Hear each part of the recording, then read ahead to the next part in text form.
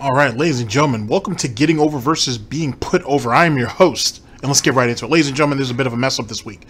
I had a bunch of pre-recordings that haven't been uploaded yet, but were already recorded, and the people behind the scenes and whatnot, you know, at the gorilla position, made their magic and whatnot so it could be put up. They were sent back to me so I could upload it. I forgot where I placed them. I botched that, and that's an issue. It's a thing. In any case, as that is being looked for, I decided that I would go ahead and just record this. There's actually an interesting backstory to this. First off, the video that was supposed to go up earlier today, as in the schedule I was trying to kind of hold up for myself, was going to actually coincide with this in some way, shape, or form. At the time that I had recorded my original video, this didn't exist yet. Like what we're going to watch today hasn't actually existed yet. Jim Cornette wasn't asked this question. So it's amazing how the wrestling cosmos kind of work. Ladies and gentlemen, the original video was going to talk about Sable, Marc Mero, and Jim Cornette's feelings on Sable as a person, Marc Mero's character basically from the WCW, and his move over to the WWF, and how the gimmicks worked, and then how he got screwed, which he did kind of get screwed. So Sable could be put over, which is interesting because she was already getting over with the crowd, with the audience, with the fans. She didn't need to be put over by burying him. Semantics. But I was going to go over that video, and interestingly enough, I wanted a second video to be part of that overall video. I think it was a Bruce Pritchard video where he talks about some of the wheelings and dealings with Sable and Marc Mero, and basically what ended up fucking Marc Mero over there as well, but then the ongoing relationship, then Sable trying to get ownership of her name before the next, I think it was Playboy shoot number 2. And then the relationship with Brock Lesnar and Mero having to let that go because he wasn't going to beat Brock, and it was going to be a whole mess. But it was going to be an interesting video. But I never found that Bruce Pritchard video. Now I have a reason to go and look for it. In any case, we're going to go over this right here. I'll give you guys some viewpoints and so on and so forth. When that video that initially was supposed to go out today finally comes up, it'll kind of make sense. It'll kind of mesh a little bit. But or either that or I'll just re-record it. We'll see how that works. But yeah, so my bad on that. I botched that, and that's terrible. In any case, not Nia Jackson though. In any case, we're gonna go ahead and go into this. Should be funny. The video itself, ladies and gentlemen, is actually called Jim Cornette on Stone Cold on Steve Austin refusing to work with Jeff Jarrett.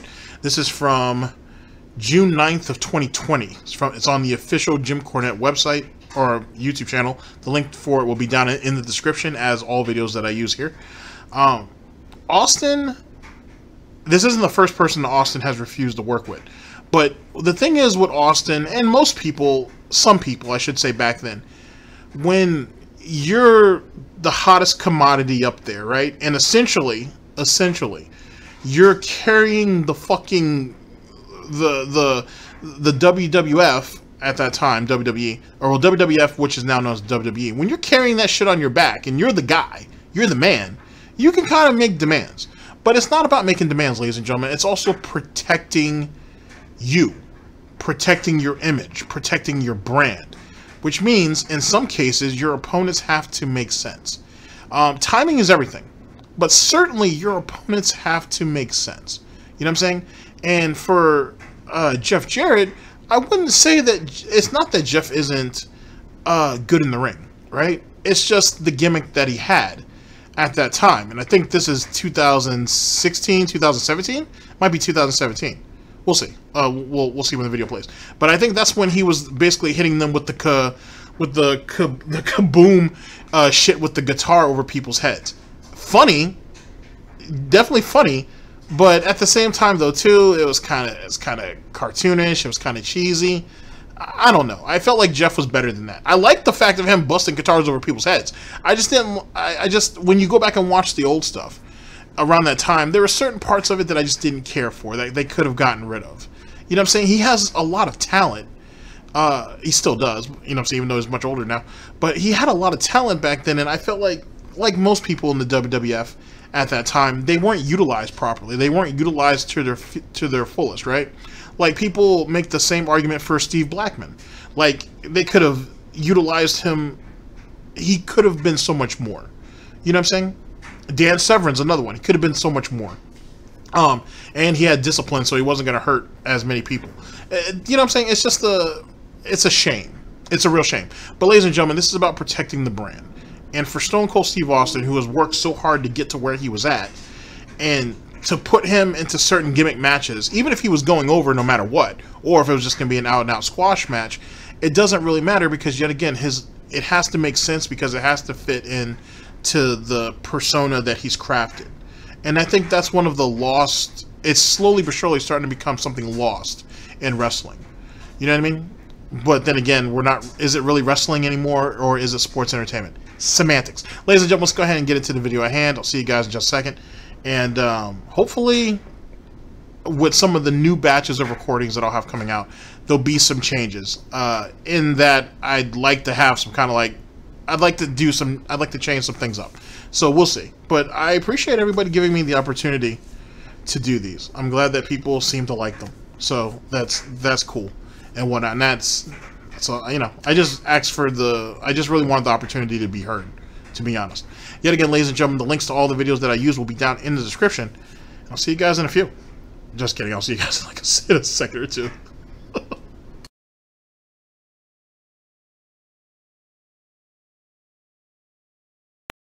Well, our final question this week on the Drive-Thru Gym was sent in to cornydrivethrue@gmail.com from James Whelan in Cardiff, UK. I read a story about Jeff Jarrett coming back to the WWF in 1997 on the promise he would have a program with Steve Austin.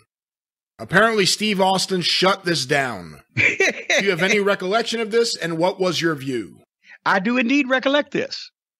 That is hilarious. The way he just says, "I do indeed recollect this." It's funny. Jim Cornette has a pretty interesting tone. It's a funny tone. First things first. Who's making promises to bring wrestlers in that they're going to have a program with the top guy, certainly in the company, but arguably in the business, or one of the top guys, I should say, moving up? Because like I said, Stone Cold was the guy at that time. So who the fuck is making these type of promises, and with as much control as Austin had over himself and his character, if you will, to at least some extent? What made them think he would go for that? You know what I mean? That just seems really strange, how we're making these type of guarantees on top of, from what I've heard, you know, Jeff Jarrett made a pretty good stack of money, you know, coming in, which makes sense. He's a name. You know what I'm saying? He has quite a reputation and whatnot. He can draw. You know what I mean? Certainly in certain places. Even though you have people like Mike Graham, for example, who's oh shit, Mike Graham's funny. I can't wait to get into some of those old shoot videos with him. It's hilarious, and it's tragic too. Like around the time that his father passed, and some of his issues with Dusty and some of the other guys who jumped ship and all that. It'll be an interesting conversation. But anyway, what did Mike Graham say? He said that broke 6,000 guitars and couldn't draw a dime or some crazy shit. Wild stuff. Absolutely funny shit. But then again, you know, Jeff Jarrett, you know what I'm saying, or Double J's, he definitely did break a lot of guitars. He busted some people open with those damn things. In any case, why would they think that they would be able to just pass that off on Austin, and then that's that? You know what I'm saying? Like, you got to think, when Austin did some of the antics that he was doing at that time, there was a lot of red tape. Like you got to understand, Vince took a lot of shit and took a lot of risks and letting Austin be Austin, but it worked. It paid off.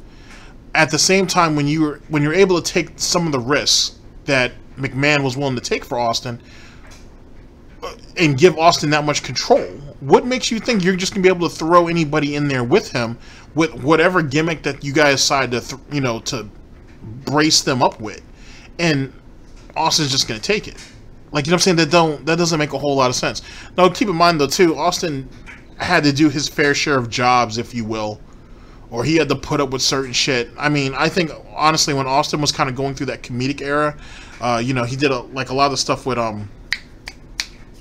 Kurt Angle kind of stands out. That shit used to be hilarious, and then the whole what situation was kind of funny, as well as a couple others. It's hilarious, but then it showed a different side of Austin. It showed that he could be comedic. It showed that he could legit be funny, and more importantly, he could carry other people as well, which is the marks of a great wrestler and a great performer. Is not that you can only make yourself look good, right? But the fact that you can make other people look good and you can carry people. You know what I mean? Which is something that's really, really important, at least back then. It's kind of important now too, but it was certainly important back then. You know what I mean? And that right there is money. You know what I'm saying? If you have someone who's extremely talented that can make any type of loaf or louse look decent, let alone look good, you're going to get paid for that. You're going to get paid well in some cases. But anyway, let's hear more of the story. That's back when Russo had ingratiated himself with Jeff. And I don't know how they ever actually became friends, because Jeff is everything Shitstain hates. Old-fashioned wrestling, Southern, with an accent, blah, blah, blah. And at first, you know, basically the way I understand it is that Russo had somehow convinced Jeff that he should come back, sign that big contract, and that he'd be in the title picture. And it was one of those... A 2-year contract, too, I believe. So, and keep in mind, though, too, when it pertains to the title picture, I think, didn't Jarrett only get as high as maybe the Intercontinental belt? I don't know if he held tag team titles at this time, but I think he might have only gotten as high as the Intercontinental belt. Maybe. That might have been the... I don't know if that's the only strap he had in that 2-year run. Deal right at that point where the guy comes in and has, like they did with Owen one time. They did it with a number of people. When X-Pac came back, they bring the guy in and have one big in-ring interview where he says, oh, this is all real and shit's going to change, and I'm the fucking guy, and then it just peters out like a goddamn wet 4th of July firecracker. That's okay, so the X-Pac one is probably is the night after WrestleMania when Triple H took over, if you want to say took over, but took over leadership of DX, which was just him in China, and then he reformed it. So that might be where X-Pac comes into play there. With Owen Hart, it's very, I guess that was what, after the Montreal Screwjob when Davey, because, I mean, if I remember correctly, what, Jim Anvil Neidhart, I think, I know for sure British Bulldog or Davey Boy, and then obviously Brett went to WCW, and I think Owen either had a contract negotiation coming around. I've definitely heard that in a shoot interview somewhere. He had like a contract negotiation or something along those lines, and they were like, he took the contract because obviously he wanted the money, because he was trying very, very hard to he was trying to secure the future for his children. You know what I mean? And he wanted them to be as financially stable as possible, because, I mean, at this time, or around that time, I should say, Owen was not really sure if he wanted to keep doing wrestling anymore. I remember reading somewhere, if it was not in a wrestling magazine or something, an old one, I should say, online, or if I heard it in a shoot interview, it could have been both, where he was talking about wanting to be a firefighter and kind of doing that after his run in wrestling, which is a nice thing to retire from. You know what I'm saying? He's in good shape. He's still relatively young. He can do so. Obviously, that was before what ended up taking his life, sadly. With that being said, when he re-signed the contract, they basically promised Owen that... They didn't promise him. Well, it was a promise, but like anything else in wrestling or in sports entertainment, no one really ever comes through on shit like that. Is they were like, we want you to be our new Canadian hero. We want you to avenge your family, so on and so forth. We're going to put you into the actual title picture at this point. And Shawn Michaels, to my understanding, squashed all that shit. He squashed all that immediately. And it wasn't necessarily like his beef was even with Owen. It was just, fuck him. He's a Hart, he can catch it too, like everybody else. And that's kind of what happened. And then you you saw what happened there, which is a shame too, because you got to think that, I don't know if that was a Raw or if that was a pay-per-view, when after Shawn Michaels won his match, and then he goes through the rope, and he's still on the apron of the ring, but he goes through that rope and he's kind of facing the announce table, and he kind of has his arms up and shit. I remember watching old videos of that on YouTube.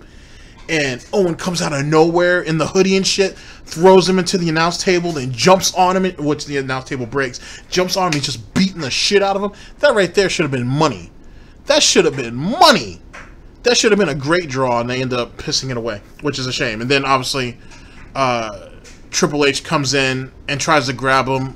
Owen goes into the audience and then makes his way out through there. And then after a while, it was like, oh shit, you never know when Owen's gonna come at you, which kind of leads into the whole, Owen snapped because his whole family kind of got destroyed, and he's like the last surviving heart, if you will. And then, as you know, DX turned it into, oh, he's the nugget, he's the last one that we haven't flushed yet, but we'll eventually get him.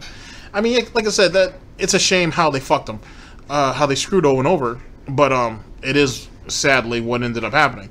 But that should have been money. That whole program should have been money.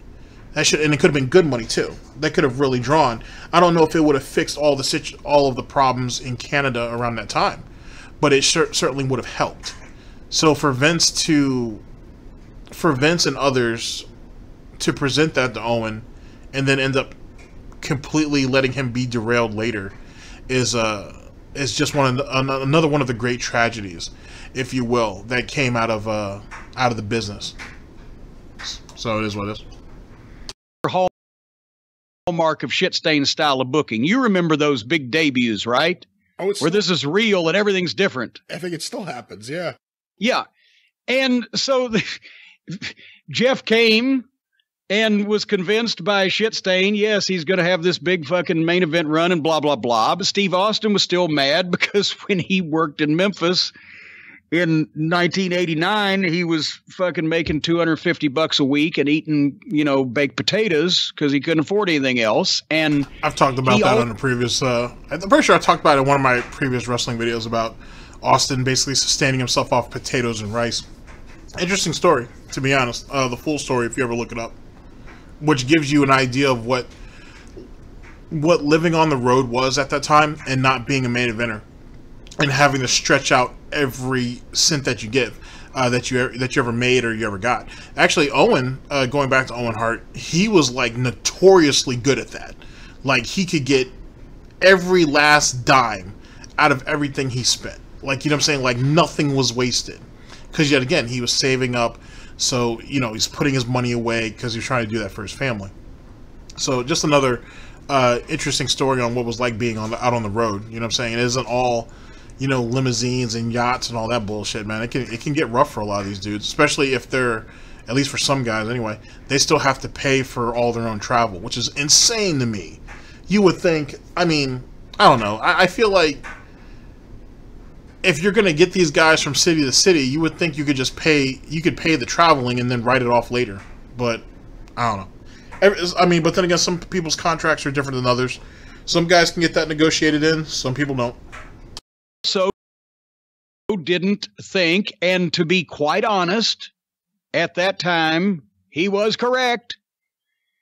He didn't think that people would buy it, or that Jeff was at his level. Not at his level as a worker. Jeff, actually, that's the one thing nobody's ever been able to say. He had the best matches in TNA from start to finish. Every great match that TNA had Jeff Jarrett in because he knew what the fuck he was doing. But he had been presented as a mid-card clown with the fucking lip-syncing gimmick in, 94, 95. Then was that before or after he'd done the job for China? Oh, that was well before. That was before that he came back. The job for China was the final straw. He never came Well, back. yes. And here's the thing. See, this all ties together. Okay, so here's the thing. I want to take you guys back. This is what my Mark Marrow video was supposed to be about. Where, you guys remember, I think this was leading up to the Royal Rumble. Right? When Austin was targeting everybody. At the time, Austin was the IC champion and whatnot. He had won it off Owen. And then, as you guys know, that injury with that sit-down, I think it was a sit-down pile driver. And that ended up messing up Austin's neck, as you guys know. And he took some time off, and then then they did the little thing where, you know, Austin was signed the work release and all of that, which kind of laid down the early groundwork for what was supposed to be McMahon and Austin before Vince McMahon, before people knew that Vince McMahon actually owned the company and shit. He was still interviewing and in the broadcast booth, so to speak, before he became Mr. McMahon. Anyway, while this was all going on, leading up to, I'm pretty sure that was the Royal Rumble, this is when Austin was literally attacking everybody. Like, you know what I'm saying? I kind of remember that promo where he was on the beach, or not the beach, he was on like a bridge or something. I don't think he actually threw the IC title into the water at this particular time, or maybe he had. And he said that everybody in that locker room, no, I don't think he threw the IC title into the river yet. He said that everybody in the locker room has a pager. And is like, as soon as they see 316, that's when I'm coming for him. And that's when he was catching everybody. He was catching people in the back. He was catching people in the ring. He had caught, if I remember correctly, he actually caught Jeff Jarrett in the ring, stunned his ass, and did the Jarrett shuffle, if you will, on him. He caught Mark Merrow slipping in the ring, ended up stunning him and whatnot, did some shadow boxing, and then as he was leaving the ring, Sable was there, obviously, all black, skin tight, if I remember, wearing black glasses, and you know what I'm saying, she flashed a smile, he flashed a smile, he kind of looked up at everybody in the audience a little bit and then walked himself off, which was supposed to lead into their program. And then, as you know, Sable ends up power bombing him, and that fucked Merrow's career up after that. Not that he got injured, it fucked up all the standings that he had. You know what I'm saying? All his value and his stock just plummeted at that point. Anyhow, Jarrett and Austin had some type of some interaction. You know what I mean? Because yet again, he was part of the guys in the Royal Rumble. I'm pretty sure that's what it was that Austin was going after, leading into his campaign for the WWF title. So, I mean, it wasn't that they weren't familiar, but it was probably just Jarrett's gimmick that wasn't a very good look. And on top of that, if you're Austin, you don't want people to think that they have accessibility to you. I mean, you know what I mean? Like, they come in, people go out there, convince them to come in, give them a big ass contract, you know, give them, well, a big money contract, and then think they can just work with you immediately. Nah, if you're Austin, you don't want that. You don't want that at all. You gotta earn me. And Undertaker earned. Anyway, you have to make your way to me. You know what I'm saying? You're gonna have to really go out there and work for that shit. You just don't get to you don't just get to have me in the main event. So yet again, this is Austin protecting his name, protecting his brand, but in a lot of ways too, he's protecting what is now known as the product. So keep that in mind.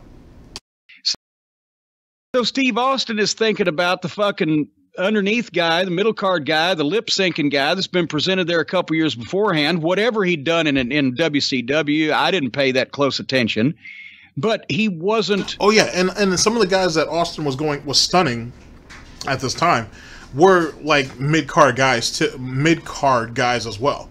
I mean, I'm pretty sure he went after some guys that were obviously going into the main event status, but he was mainly running through lower and mid card guys at this time for his promos and stuff like that. So yet again, it was able to spotlight a bunch of people, and it could have developed into some great feuds. Yet again, the Mark Merrow situation. But you know, it is what it is. The goddamn champion, and all of a sudden, just because Russo's got this wild hair, he's going to come in and he's going to, with no fucking build, he's just going to, you know, work with the hottest guy in the fucking business. Austin said the same thing he said about Mark Merrow after Merrow got power bombed on pay-per-view by Sable. Nope, not going to happen. Because Steve Austin knew he was the hottest guy in the business and knew how to take care of that until, unfortunately, he was swayed. So actually, since they kind of let the cat out the bag, how did that happen? So I guess that happened at a pay-per-view. I thought it might have happened on a Monday Night Raw, but it could have been a pay-per-view. But this is when Sable started to fight back. You know what I'm saying? Because they kind of portrayed Sable as the, I don't want to say battered girlfriend, but the verbally abused girlfriend with the implication that she might have been physically abused. And she started to fight back. She started to get tired of her shit. You know, she ain't, you know, put the puppies out there and whatnot, as Jerry the King Lawler would say. Even though I think Deborah McMichael was who Jerry Lawler actually referred to the puppies for. But then he just referred to all tits like that.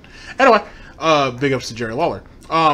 But she started to basically rebel and whatnot. She wanted to break out and be her own woman. And then they kind of had her competing in, like, I guess it was supposed to be like kickboxing or whatever.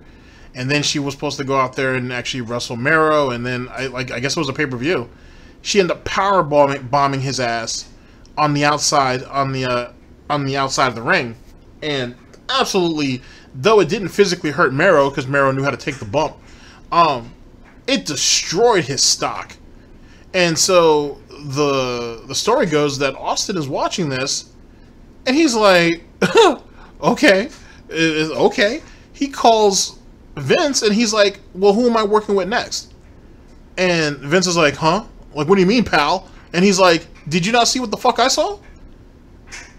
Mero literally power bombed his career into the trash can. Who do I have next? And that's why that program never happened. Yet again, it was supposed to be a build-off of when Austin was going around stunning everybody, and Mero was one of those people. And like I said, Sable flashed him in the eye, and that was supposed to imply something and then lead into something later. But when Mero let that shit happen, because Vince, well, both Vinces, Vince Russo and Vince McMahon, thought Sable was just so goddamn great that it completely screwed everything up for Mero. And so all the emphasis was on her. And like I said, she didn't need to get over. She was already over. You know what I'm saying? And then you're shaping Mero, Mark Mero, into a decent heel. You know what I mean? And it could have worked out, because, you know, at that time Mero had the boxing gimmick. He was hitting people with the low blows and then hitting them with that. I can't remember exactly what the move is. I think it's called TKO. And it's like, it's basically, he has his opponent on his shoulders and he spins him, and it goes into almost like an RKO or a diamond cutter type situation.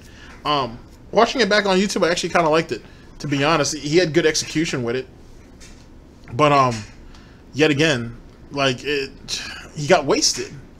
He got wasted. They just didn't, like, the boxing gimmick was but the mean streak and everything, they could have developed him a little bit better. But yet again, as I had said in that last video, or in that video I should say, and I think Jim Cornette had said it, when Vince McMahon picked up Mark Mero, or picked up Mark Mero, he was hoping to get Johnny B. Bad, which was the gimmick he had in WCW. But he couldn't get that because WCW owned the copyrights to that character. So he only got Mark Mero. And their development program was apparently not on the ups and ups, and they didn't actually let him develop into something else. So, yet again, just another example of wasted talent. And for Austin, yet again, as Jim Cornette had said in that video, if he's going to let, you know, 120 pound or 115 pound or whatever she weighed at the time, if you're going to let a 115, 120 pound woman power bomb a 220 pound dude, because Mero was in good shape at that time, 220 pound dude right there on the fucking outside, no one's going to believe that Austin's going to have any problem beating his ass. Excuse me, that Austin's not going to have a problem beating his ass convincingly. So what's the point of that? So now they're just wasting time. And yet again, this is Austin in a lot of ways being like, yo, the guy buried himself, but I don't need to go ahead and put the dirt on his career now either. I don't need that problem. I don't need that. I don't need to be doing that. Get me somebody else. So in a lot of ways, that's Austin kind of, you could say that's Austin trying to protect him, while also being like, you're going to have to get me somebody else. Because you can't sell my next feud on him, because that's already a waste. Into hugging Vince McMahon on pay-per-view, and that nobody ever recovered. So it was. Oh, that's actually another good point too. Austin and McMahon finally like shaking hands and all that bullshit and all that. That's never how the McMahon-Austin feud should have ended. It should have never ended like that. It should have ended. It should have ended. Okay, the respect is there, but fuck you. You're still the boss. You catch the stunner, and that's it. Now, granted, years and years later, eventually that's what Austin did. He ended up didn't he stun Shane? This is a much older Shane now, though. He stunned Shane and he stunned Vince. I think he passed him like a Miller Lite or some shit, and it stunned his ass in the middle of the ring too. But it doesn't. But back when that feud was still hot, you know what I'm saying? When that shit was still money, you know what I'm saying? To have them do that nonsense, to have them kind of have that friendly type situation. Ugh. And then another thing too that I thought was kind of a mess that didn't need to happen, but I get why they did it, because Triple H was putting himself into position if he wasn't already in position, was the 2-man power trip. That's when Stone Cold and Triple H were basically running amok amongst everybody, which is what Triple H really wanted. And you know, Stone Cold didn't mind doing what he felt was good for business, but nah, I've always been a fan of Stone Cold versus everybody. You know what I mean? It's just one of those things that works. You know what I mean? It's Stone Cold versus everybody. WrestleMania, who's going to finally beat The Undertaker? No one's going to beat The Undertaker. And the streak keeps going and shit, and everybody loves it. And it's little nuances like that. The King of the Ring tournament. Should have never got rid of that shit. You know what I'm saying? Don't get me wrong, I understand how people love Money in the Bank and shit, and they like how they were able to utilize it. But, you know what I'm saying? Like, the King of the Ring tournament was they should have never gotten rid of that. That should have never been abolished. So, yada yada. Fucking Russo having these things that he thinks is just going to be great. And so anyway, then they had Jeff signed. Now Jeff has that run where instead of having a big run with Steve Austin like he thought he was going to have, remember he ended up being managed by Deborah McMichael and whatever the fuck else they did. So and I've loved this. He told me this story himself. The fucking puppies. Personally, and I loved it. 2 years later, when that contract is up, that they asked him to sign under these pretenses, and then he, was presented as whoever the fuck for the following 2 years. They let his contract expire 3 days or 2 days before the pay-per-view, where he is supposed to drop the title. And Jeff has never had a problem dropping a belt. They wanted him to drop it to China. On pay-per-view, they wanted this guy who signed a 2-year deal, promised to run with Steve Austin, is now the Intercontinental Champion instead, and they want him to get beat by a girl on pay-per-view. And this was when that was the same thing as, here, squat down so it's easier for me to shit in your mouth. That would have been the same response as, we're going to let a girl beat you on pay-per-view. So when JR came to him with it that day, he said, JR, said, I'll do it for $100,000. That's what I'll do it. Woo! $100K? $100K to drop that title. Sorry, $100K. Shit, $100,000 to drop the title to China. And this is the IC belt. I can live with that. I can live with that. You know what I mean? I can. I mean, basically, it's not just dropping the strap to her though. You got to make her look good. You know what I'm saying? When you put her over, but $100K. I think I can do that. I mean, shit. It's not like what's going on now with what is her name? Ugh. What is her name? Miss always causing trouble and shit. Tessa Blanchard, I think. Yeah, it's Tessa Blanchard. Who is currently, which is currently holding the Impact Heavyweight Championship belt hostage for like $150,000. She wants $150,000 to get the Impact Heavyweight Championship back. That isn't worth a tenth of that. That belt ain't worth jack shit compared to what she's asking for it. That's amazing. And not only does it's not worth it, but who does she beat? Who does she beat to actually get that title? I used to watch him in Lucha Underground. His finishing maneuver is the X Factor. Cage. I can't think of what his first name is, but Cage. I used to watch a lot of him in Lucha Underground. I guess she beat him for that title. And now people are like, well, I think he's in AEW now. I think. And they're saying that he's having a hard time getting over. You know what I'm saying? Because he ain't lost to Tessa all that time back. And even though he should have Taz's F the world title, or the FTW title, which is, I love that title. I love that belt. That belt's, I just love that title. You know what I'm saying? And whatnot. I'm glad Taz decided to bring it back out, because it was a belt that he introduced and he made it into something before he ended up winning the ECW Heavyweight Championship. Anyway, but she's currently holding that belt hostage, talking about she wants $150K to get the damn thing back. Absolutely hilarious. But as you know, Tessa's father used to be is an old-time wrestler and worker, been around the business for a very, very, very, very long time. Used to be part of the Four Horsemen. I mean, shit, Ric Flair held. I don't know if it was the. No, it wasn't the NWA title. I can't remember. But he held one of those titles hostage, too, for more money and for something else. She's not the first to do it. She won't be the last. The problem is a lot of these wrestling organizations, no matter what the situation is. With Tessa, it's the whole situation with the COVID-19 thing. Pandemic, sorry. Let me give it the respect it deserves. The whole COVID-19 pandemic, and she doesn't want to. I think she currently lives in Mexico with her boyfriend. She can't travel, because if she travels out of Mexico, she's more likely not going to be able to go back for God knows how long. And she doesn't want to leave. You know what I'm saying? Or whatever her situation is. She doesn't want to leave where she's at. She can't actually go and show up for appearances and so on and so forth. And to defend the title, it is what it is. So you're just go ahead and forfeit the belt, mail the goddamn title back, and then end the story. You know what I'm saying? People can understand your situation. But instead, she want to hold the damn thing hostage, which is only going to hurt her current reputation of being, well, a bitch, and all the other nonsense that goes along with it. Like, it's me calling her a bitch, or saying that she's a bitch. I'm not calling her a bitch, but that's what they call her. That's being nice about it. That is just one of the many things that are said about Tessa. Jesus Christ. I could do a whole video on that nonsense. I probably will. On her antics and the shit she's done over the years and how she's rubbed people wrong.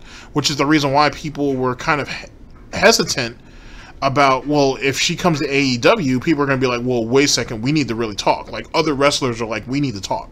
If you bring her in, we need to have a clear fucking understanding of what the situation is going to be. Because some of them have been around her. Some of them had already worked with her. So it wasn't like hearsay on what her attitude was like. Some of them saw it. Some of them lived through it. They didn't want that. Over there in AEW, to my understanding, it's nice. Everybody's buddy with each other. Everybody, you know, it's nice little friend, huggy type situation over there. And for the most part, and even above that, there's a lot of cooperation. People are all working towards the same goal. You bring a maverick like her in, and not even a maverick in a good way, she's going to fuck shit up. And she's going to break up the harmony that they have over there, and it's probably not worth it, more than likely. And even though she can draw, it's probably not going to work because she's too much of a goddamn headache, which is another thing that throughout wrestling history is very apparent. You have it's always really talented people, right? And usually coming from some type of lineage. But it's always talented people that tend to be the most difficult to work with and just being a fucking headache. Like, you're talented. We all know you're talented. We know you come from a pedigree. It doesn't mean you gotta be an asshole. And then he said he walked off. And he walked around the building. And this is what Jeff said. And he said he came back up to JR. He said, JR, make it 2. And that's what he had. He said, I'll do a job for a woman on pay-per-view and drop this belt to China. Give me $200,000. And that's what they gave him. What the fuck? So, wait a second. I'd have been okay with the $100,000. Maybe I'm not that greedy. I don't know. But I would have been okay with the $100,000. He asked for 2 and he got it? And that's kind of understandable too, because remember, he was promised to be in the title picture with Austin. He didn't get that. They gave him a strap. You know, he did get a belt, the IC title. But in that, he got to roll around with Deborah McMichael. She's easy on the eyes. She was definitely MILF status back then. So he has that. I mean, I guess I can kind of understand why they gave him $200,000 though. And it wasn't like, I mean, shit, he could have nudged that up to $250,000 if you think about it. But that ain't too bad to just do a job for China.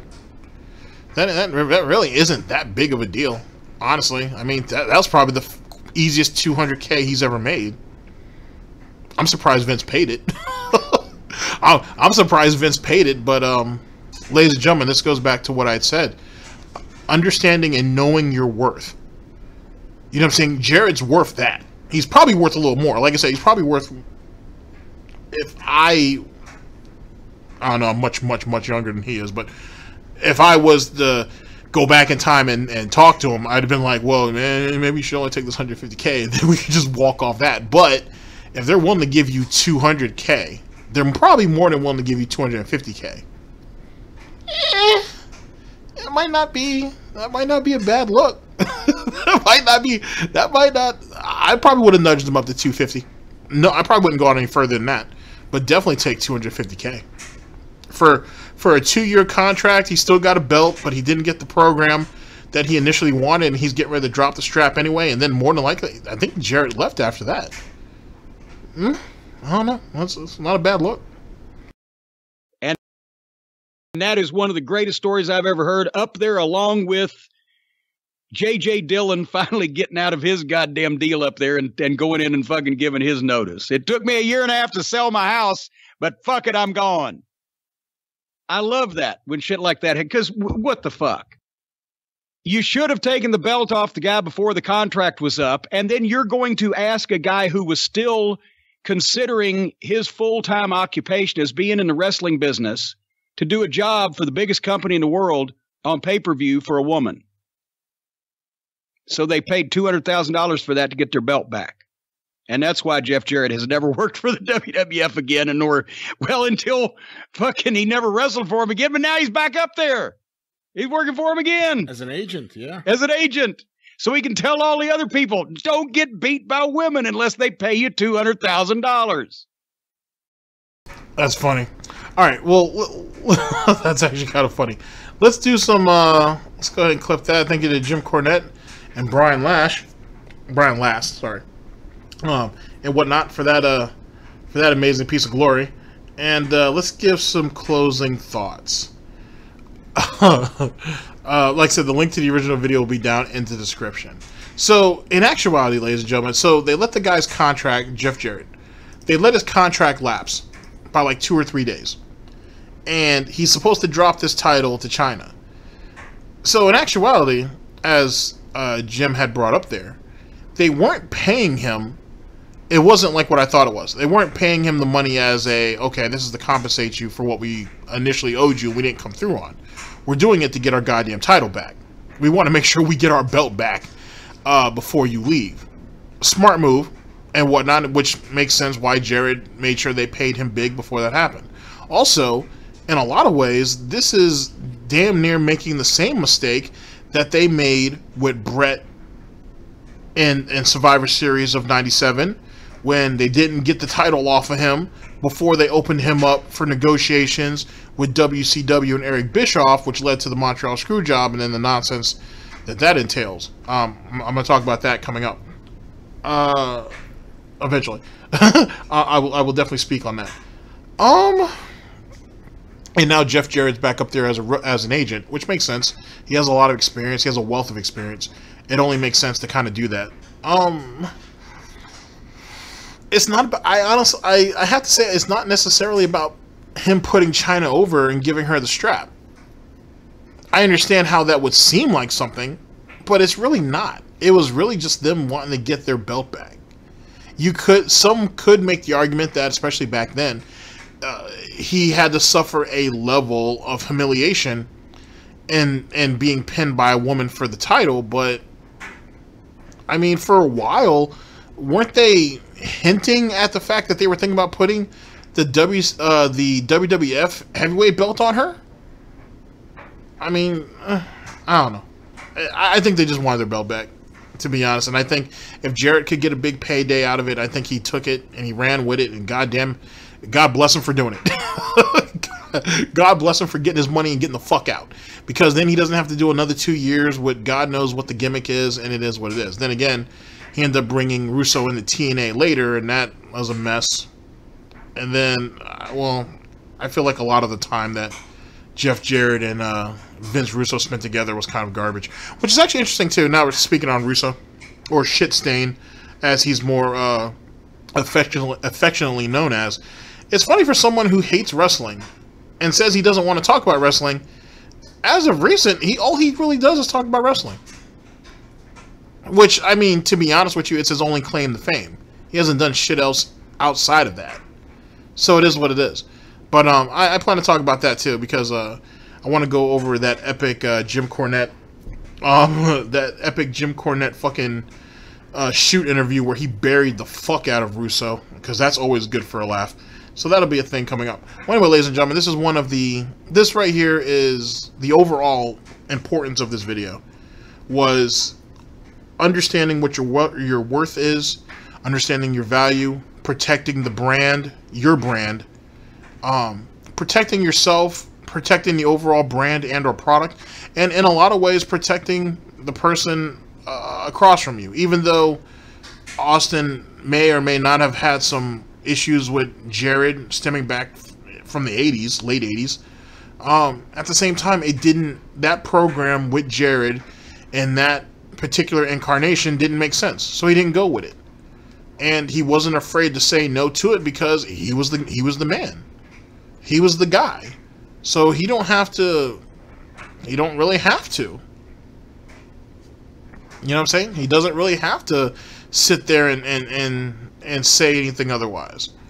He can do whatever he needs to, whatever the particular situation was back in 97. So, I mean, make of that what you will. And keep in mind, in 97, yeah, Austin's the guy, but that's still... I hope I got that year right, because 97 is obviously Montreal Screwjob. So that's... Excuse me. So that's, yeah, Montreal Screwjob was 97. Survivor Series 97 to be exact.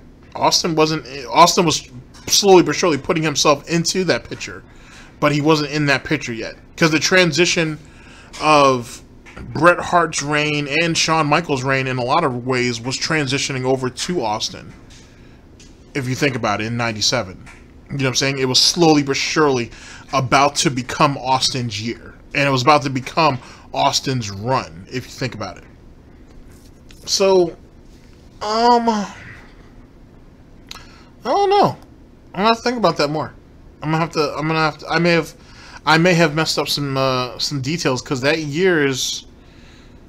year would be when Austin was still making his name. But don't be wrong, he was big, but he was still kind of making his name, if you will.